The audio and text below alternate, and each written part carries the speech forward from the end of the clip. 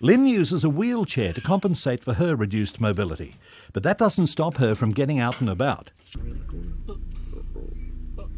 She still drives her car. Lynn's car has been modified to help her get in and out. This ingenious invention is the work of TADVIC, a group of retired engineers who donate their time and skills to create devices to help people with disabilities. People like Brian Catchpole create these devices in their home workshops. It's very surprising how many people with disabilities live in circumstances where they don't have access to a handyman or a grandfather or somebody who can do odds and ends for them. They tend somehow to live in circumstances where really there isn't anybody who can do much more than change a light globe. And some of the tasks that we take on are really very simple, and yet they make a big difference to the life of a person with a disability. Even down to a piece of string to pull the door shut after you've gone out, which is something that's a bit difficult to do in a wheelchair. Simple things like that. I use meditation, so I sit and I think, and I just think of nothing, although that's difficult, but I just try to concentrate. I try to alleviate the pain through meditation, so I centre the pain and I move it out the end of my limbs, so I use that. I use other techniques, like I use equipment where I can, so my calipers, the scooter, the crutches. I ask people for help, and that was something I'd never done before. So I say, can you please do this for me? Can you lift this for me? I would never ask for help in the past.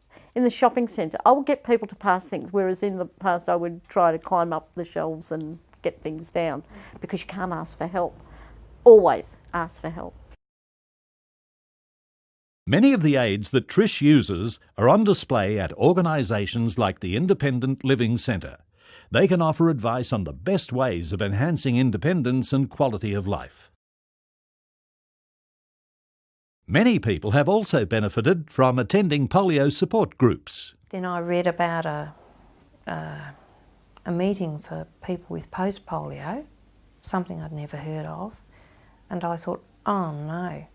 So I went along to the meeting, and I said to my husband, if it's a pack of whinge and whinnies, when we get there, I'm not going again, right?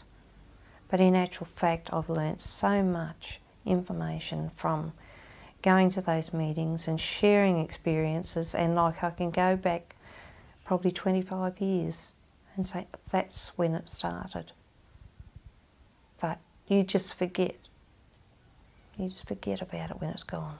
Oh, if it means exercising regularly, which I do, probably that. If it means, I think, even trying some, I don't know, alternative medicine and getting acupuncture or anything that can improve my, lifestyle and health at the current moment, I'm willing to sacrifice all that so that I can enjoy, I guess, a fulfilling life as I get older. I would say to have a checkup with your doctor, and you could always think about a second checkup if you're not happy, but always ask for referral, and particularly if you're having the symptoms of respiratory type assistance and problems in that area with increased cold or sleepiness, drowsiness, really tired. Ask for referral to a respiratory specialist.